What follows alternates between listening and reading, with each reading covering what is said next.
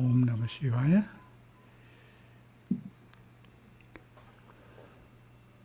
Om Sahana Bhavatu Sahana Bhunaktu Sahaviryam Karavavahai Tejasvinavaditamastu Ma Vidvishavahai. Om Shanti Shanti Shanti.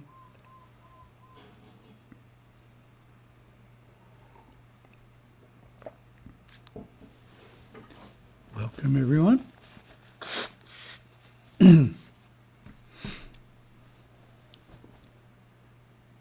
We are continuing on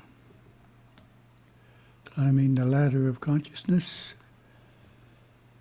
We're all the way up to part 10.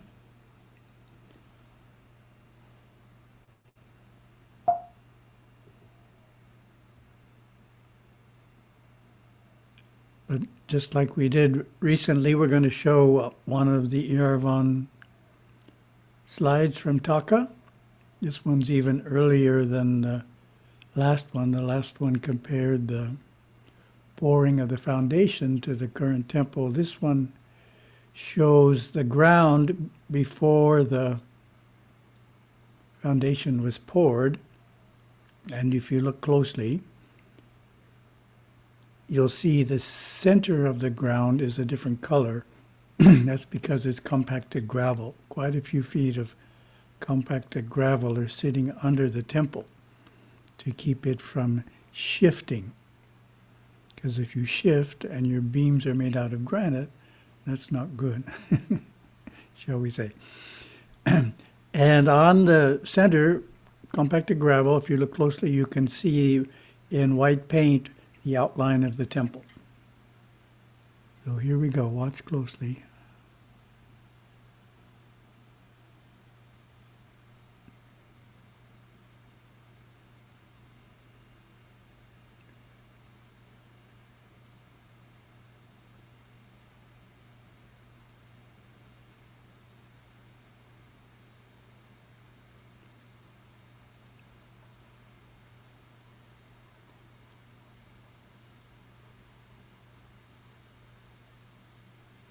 Okay, an amazing change.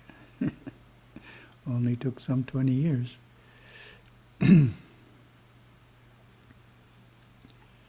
Our first topic is Gurudev is writing on free will and Lord Ganesha, and it fits in beautifully with our idea of climbing the ladder of consciousness. Seekers of truth come from many backgrounds, many religions, and have trod many paths. Having become acquainted with Lord Ganesha, they may wonder how their past can participate in their present aspirations. What am I doing worshipping an elephant-faced God and loving it? They may wonder. What do I do now to harmonize this unfoldment with my previous upbringing? For those who don't know, that's the Ganesha Murti in our incredible temple. We only have one Ganesha festival of a year, so that has to be Ganesha Chaturthi.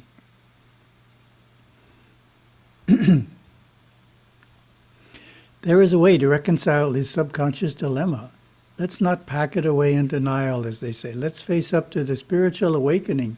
Truth is, you have a loving friend in Ganesha, who, if we may use the word, is the Pope of the Hindu religion, and you are by no means alone.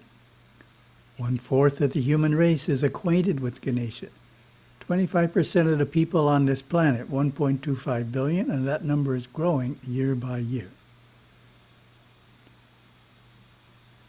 Our loving Ganesha leads his devotees deep into the oldest religion on planet Earth. There are two ways to come into Hinduism. One is to be born into the Hindu religion and be carried in your mother's arms to the temple. They are to be inwardly and psychically connected to our loving God, Ganesha. So strong are those early impressions and samskars that they carry you through life. Another way is to unfold naturally to the point of being ready to formally enter Hinduism. You supplicate to sincerely entreat the guardians of that religion to allow you to be a part of that immense and ancient tradition. You have to want to be a Hindu so strongly, so sincerely, that Lord Ganesha lifts you out of the fog of the materialistic conscious mind, establishing a connection and a relationship with you. This is a personal relationship with the deity. There is nobody in between, just you and the God, Lord Ganesha. So that's Partha Miller, whose story we heard in a recent Zoom satsang. It's like being adopted in a way. If you were an orphan or abandoned on the streets of Sao Paulo or Chennai, or on the streets of wherever there are little kids running around, you would be free. You could go through life listening to no one and exercising unrestricted free will, free instinctive will. If you had a developed intellect, then you could exercise an intellectual will. You could do anything that you wanted to do, absolutely anything. Of course, you would find that as you attempted to fulfill your desires, you were limited, sometimes prevented by the natural forces within and without. But you could attempt anything. If you were fortunate enough, your foster parents might come along to help you. They would adopt you and take you into their home. Your new mother would begin to lovingly guide and direct your life. You are a part of their family now, and your well-being, your education, your training all now come under their will, to which you must adjust yourself and obey. They will watch over you and discipline you morning and night. They will protect you from getting into trouble with your free will. The modern concept of freedom leads to the darker chakras below the Muladhara chakra. Anguish is there. So that's the same idea as we encountered before in Gurudeva's phrase, the box of Dharma. The orphan, before being adopted, was not in the box of Dharma. He or she could do whatever they wanted to do. But now, being adopted, they have to comply to certain dharmic principles that the family asks them to, or insists that they do, shall we say. So similar idea, different terminology. It is the same when you evolve a relationship, a personal relationship with the deity Lord Ganesha. He will not allow you to use your free will to get into difficulties. Guiding you carefully and protecting you along your way and your natural karma through life is his concern.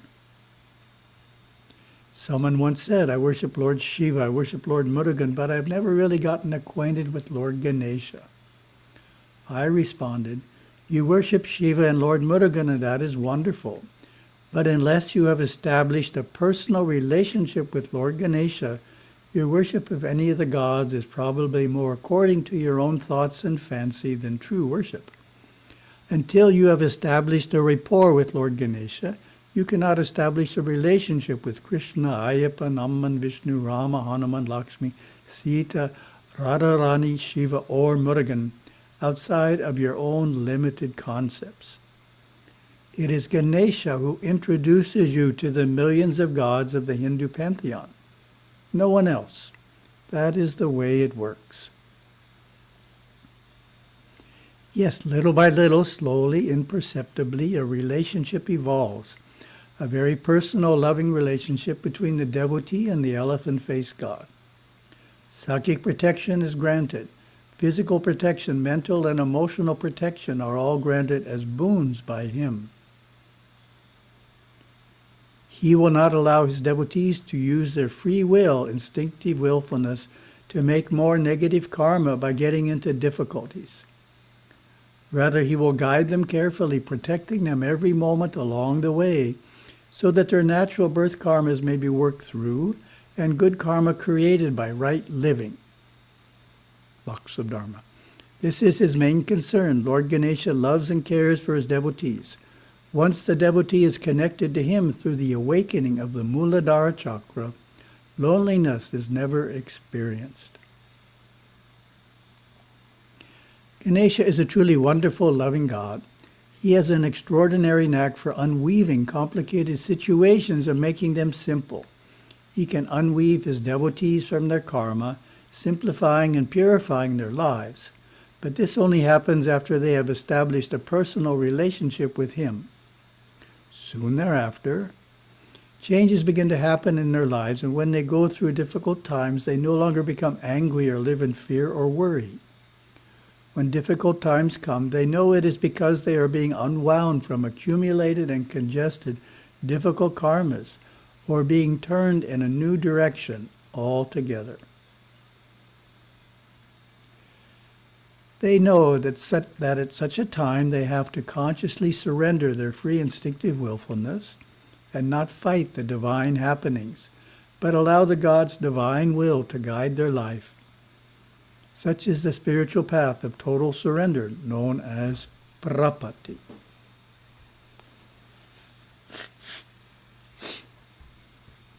That's our first subject, a little short.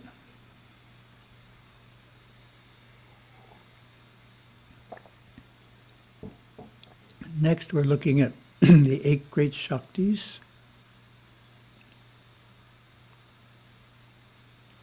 Of His Majesty Lord Shiva.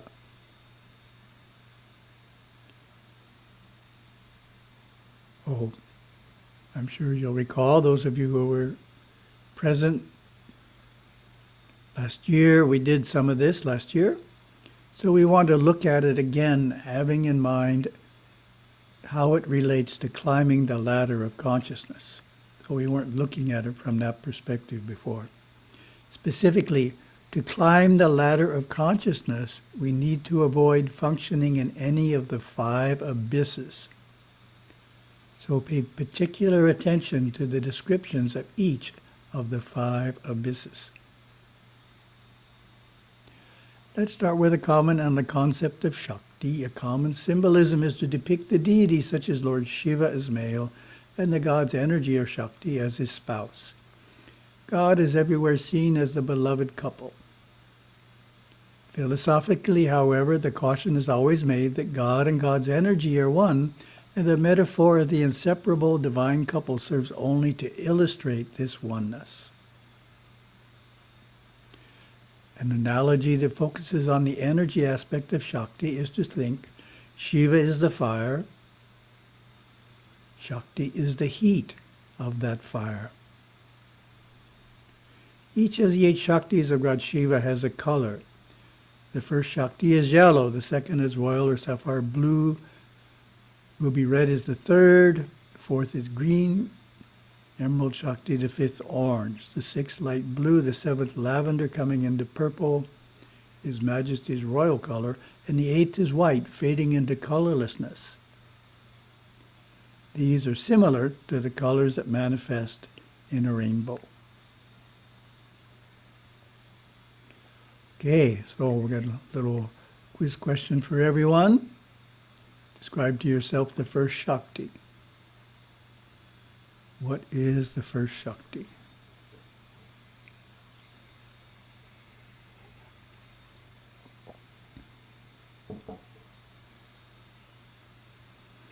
The first Shakti, yellow in color, emanates the feelings of love and compassion that the good person naturally has for his or her immediate family.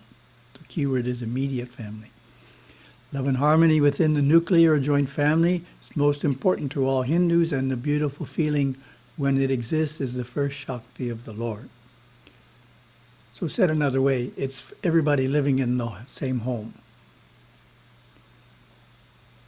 Harmony with everybody living in the same home. Okay, describe the second Shakti.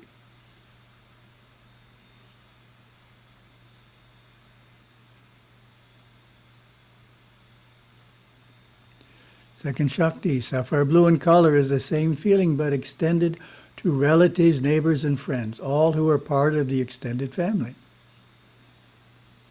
This is more difficult to hold as inharmonious conditions often arise. These are called asuric forces which come between people, causing misunderstanding and upsets. Through prayers and through worship, the first Shakti can be extended beyond the circumference of the immediate family.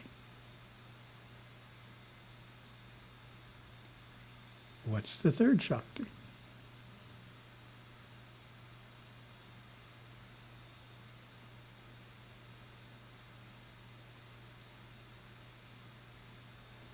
Third Shakti, ruby red in color, is this same love extended to all persons one has dealings with in the external world. Business associates, a casual merchant, and the public at large. It is honest and harmonious relationships in conducting the business of trade and dealings in goods, finance, and the distribution of the wealth of the world. What's the fourth Shakti?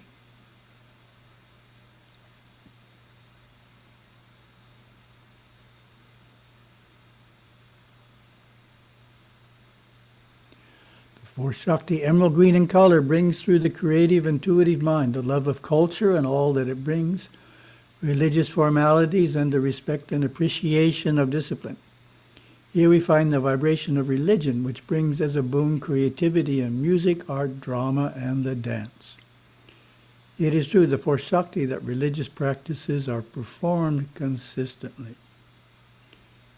So this is starting to bring refinement into someone's life. Describe the fifth Shakti.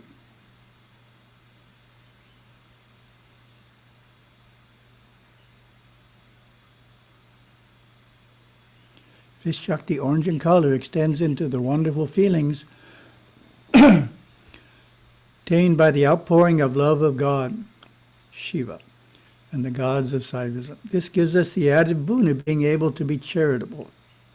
For those who love God, perform charity, build shrines and temples, and participate in the overflowing generosity of their abundance, earning the good dharma, fine merit accrued for this life, passed on to the next.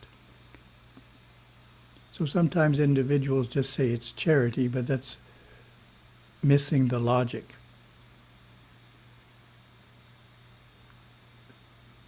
A refined nature, which is developed in the fourth Shakti, becomes even more refined and experiences a strong love of God, and because of that, becomes charitable. Describe the Sikh Shakti.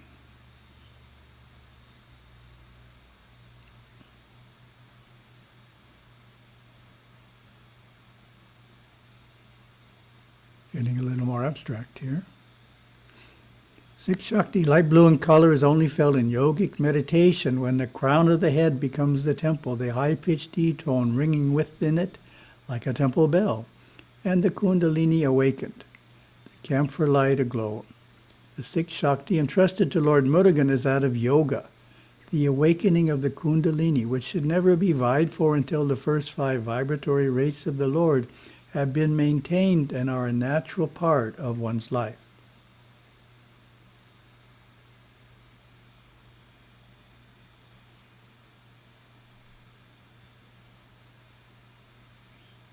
Describe the seventh Shakti.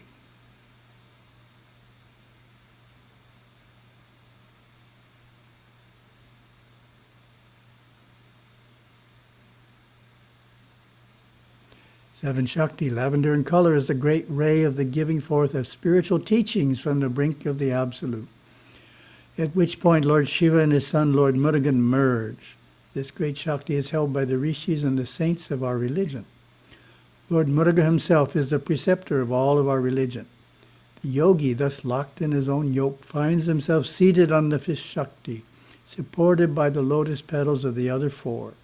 In his state of yoga, he then merges into jnana, and answers to his deepest philosophical questions come crystal clear as the seventh Shakti penetrates the Akashic ether of his mind.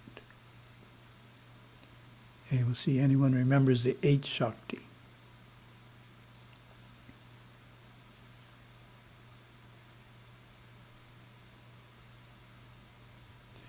The eighth Shakti, white in color, is the outpouring power felt when mind collects itself, when it comes out of the self, part of Shiva, and then forms into manifest knowledge, the seventh Shakti. Seventh and eighth Shaktis are the Shiva Shakti, the great dance of creation. So outpouring power felt when mind collects itself, when it comes out of the self. So it's coming out, and it's before knowledge is formed. So it's between Parashiva and knowledge, so to speak. Eighth Shakti. These vibratory rays can be felt through your body, especially the first 5. They should always be with you. Lord Ganesha, Mahadeva, son of Siva Shakti, is the governing lord over these first 5 Shaktis, and in his multi-faced form is shown as having 5 faces. It is important to always worship Lord Ganesha first before worshiping Lord Murugan or Lord Shiva. For in doing so, you acknowledge the mind, the universal mind, the existence of the 5 rays he's guardian of, and he then releases you, or the conscious and subconscious mind releases your awareness to your soul, so to speak. Another way of looking at why we worship Lord Ganesha first. A little more obscure are the 6th and 7th Shaktis. Lord Muruga, Mahadeva, son of Shiva, is the lord of these 2 Shaktis, and in his multi-faced form is shown as having 6 faces. It is important to worship Lord Murugan before beginning the worship of Lord Shiva, as an awakened Kundalini is needed to reach into the extremely subtle inner realms in which Lord Shiva resides. So that explains why after worshiping Lord Ganesha, we don't go straight to Shiva. We worship Lord Murugan so that the Kundalini awakens, because without that being awake, can't reach into Lord Shiva's more subtle realms. Our lexicon defines Kundalini as she who is coiled, serpent power, the primordial cosmic energy in every individual, which at first lies coiled like a serpent at the base of the spine, and eventually through the practice of yoga rises up the Sushumna Nadi. As it rises, the Kundalini awakens each successive chakra. Turning to the 8 Shaktis, the 8 Shakti of outpouring power felt when mind collects itself, when it comes out of the self, is that of God Shiva himself. Emanating out from the 8 Shakti come forth the other 7. So only God Shiva has the 8 Shakti of the 3. By the way, this is pointing out the Saiva Siddhanta approach to worshiping deities. There are other approaches which make them all the same. Doesn't really matter which deity you worship because they're all the same. Just different manifestations of the same being. Well, this is pointing out, no, they're quite distinct, and they each help us in different ways, and they're best worshipped in a certain order. Gurudeva's teachings, he often stressed the importance of building a religious foundation, making manifest the first 5 Shaktis in your life through the worship of Lord Ganesha.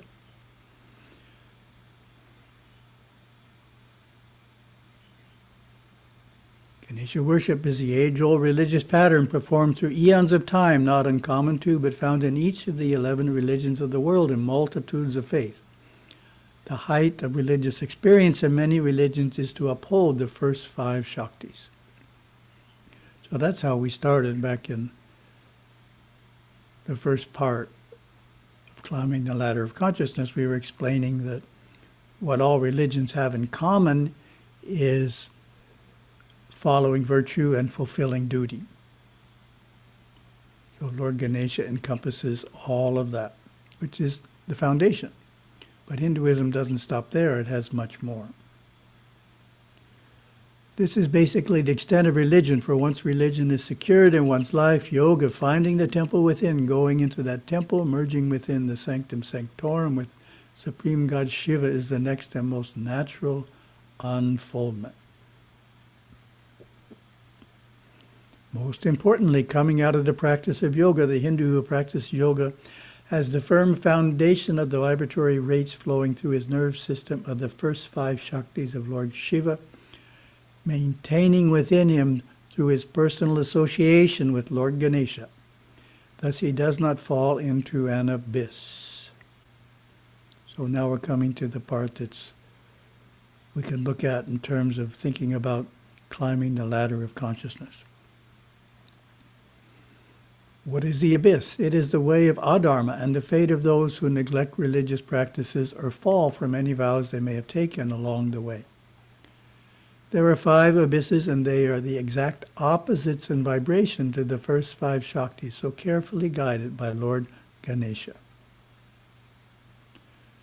First abyss is inharmonious conditions within the home, fighting and squabbling among those who are near and dear to each other. This makes strong samskaras or scars in the subconscious mind and begins to create a subconscious that opposes any kind of furtherance of religious life. The first, therefore, is the deepest abyss and the most difficult to rise out of. Said another way, spiritual progress is not possible if one expresses devotion at the temple, but then comes home and expresses anger to family members. So we know some individuals who are like that, and we've talked to some of the older children, and they think it's being kind of two-faced. Being the most devout person at the temple and then coming home and being extremely angry with family members. So that's the first abyss. It's the deepest abyss and the most difficult to rise out of. So it's something we have to really avoid, and it's important to distinguish between occasional arguments and constant arguments. So occasional disagreements, which unfortunately may turn into an argument, are not what this is talking about. This is talking about it being an occurrence every few days. It's just the habit pattern the family has gotten into. Second abyss is inharmonious conditions and misunderstandings allowed to exist without apology, recompense, or forgiveness between acquaintances, friends, and relatives not living in the immediate home. So that's more subtle. It's not as upsetting because you're not living with them, but it's a disturbance. We don't want present that which is constantly disturbing our emotions. Third abyss is that of worry and trouble. The courts of law handle this one, the collection agencies, and displeased customers. Lack of courtesy in business affairs, the borrowing and the lending of money all together throw their power into making a luscious, comfortable, luxurious abyss of inharmonious conditions within the business world. So just constantly having bill collectors harassing you can put you into the third abyss. We want to be conservative with our money and take on debt that take on only enough debt that we can pay it on time. Fourth abyss is the most treacherous one, and even though some may have avoided falling in the first three, they may still find themselves in this one, turning their back on culture, scholarship, serious literature and philosophy, despising music, art, drama, and the dance, ridiculing religious people and their practices, content with the libertine, dull, drab life of material things. So that's very subtle. But we need to develop a sensitivity to culture and refinement to go further. Fifth abyss is the dismal condition one experiences when devoid of the childlike spontaneity of spiritual giving, worship, and religious service.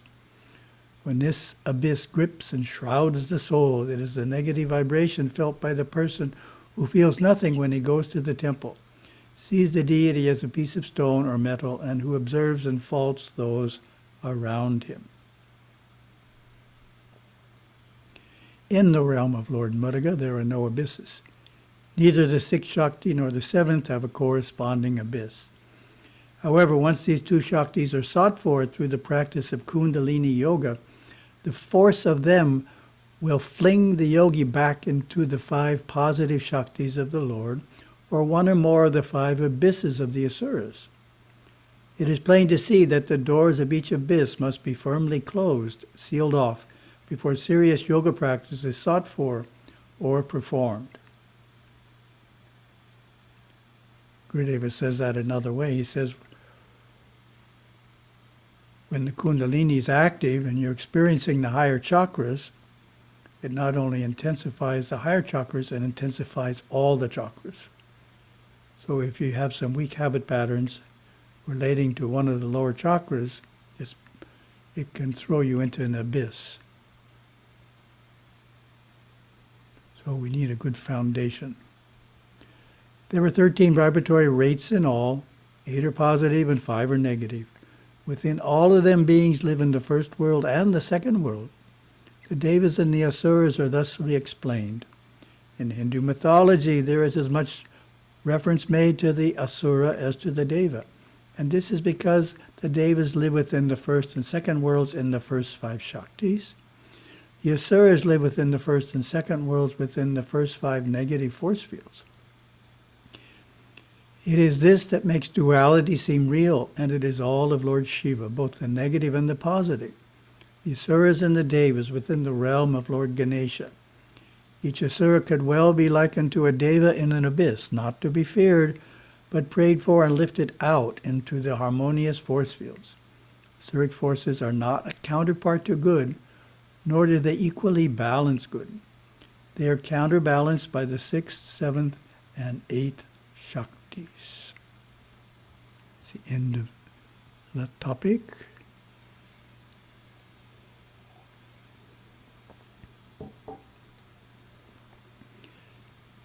And we come into our second topic, which is testimony. Our idea of spiritual and religious, SBNR, spiritual and not religious, religious and not spiritual, all of that. Oh, this is Riley Wilson. In my opinion piece, July 2021. So that's the printer now. And subscribers start getting it in June. It gets posted to our website July 1 approximately. Riley Wilson, 21, is pursuing a master's degree in leadership and policy studies. She is active in the online Hindu community and wishes to spread awareness of Hindu philosophy. I had always thought of myself as spiritual but not religious, SBNR. Growing up, I attended a Lutheran church and was taught Gnostic teachings at home by my mother. I did not believe in what the church was preaching, yet I continued to attend with my parents as I was merely a child. I first heard the term Hindu at age 16. In my light preliminary research, I found it absorbed many of the aesthetic aspects. For example, seeing Ganesha's image made me feel good, so I kept photos of him in my school locker and on the home screen of my cell phone. At the time, I did not know any Hindus personally, though I had interacted with a Hindu woman online. So this happens in the U.S. You can grow up in places where there aren't any Hindus. Her answers to my questions were short and somewhat vague, and she said she did not think conversion was possible. So I stayed away from the term Hindu, but continued to practice meditation, chant mantras, and sing and dance to bhajans. I didn't know what the words meant, but they sounded beautiful. I had no idea I was engaging in anything considered to be a religious practice. In March of 2020, at the beginning of the pandemic, I stumbled across the word Advaita online. From there, I quickly deepened my research. After only a few hours, I knew I was a Hindu and adopted that title. It seemed as though all of my core beliefs and practices that I had already been doing for several years were right in front of me. When I considered myself SBNR, I felt I was free from what I considered the constraints of religion. But I have learned that Hinduism has none of those limits. I am convinced that today's push towards spirituality without religion, and even towards atheism, comes from a rejection of Abrahamic faith, since those do not offer the countless options of worship and introspection as found in Hinduism. This authoritative and oft unyielding approach to worship and belief causes many youth to foster a blanket rejection of all religions and to enter the realm of SBNR. I feel it is important to teach Americans about Hinduism so they can realize that not all systems of belief are as limiting as what they may have grown up with. I've watched talks by Dr. Rajiv Malhotra on his U-turn theory. He points out that many Westerners have gone to India, obtained spiritual knowledge, and returned with the notion that this knowledge can be applied to any lifestyle, that it does not solely belong to Hinduism. This is precisely what I experienced as an SBNR person. I was being fed Hindu knowledge but was not shown its roots. Now that I know the source, I have an immense body of information at my disposal. When I was SBNR, I had no concrete direction, understanding, or way of worship. Hinduism provides all of these in a logical and clear manner. I love being a Hindu because every practice has meaning. SBNR focuses very much on manifesting material and social wealth for this one lifetime. It has no end goal, such as moksha. Hinduism explains that samsara lays out the foundation for the four goals of life. It includes a multitude of paths and lineages of yogas and sampradayas. My SBNR mindset had kept me stuck with a limited understanding, even though it had claimed that religion was what was limiting. It is in Hinduism that I have found my foundation and my path. Very nice, Riley. She writes very well.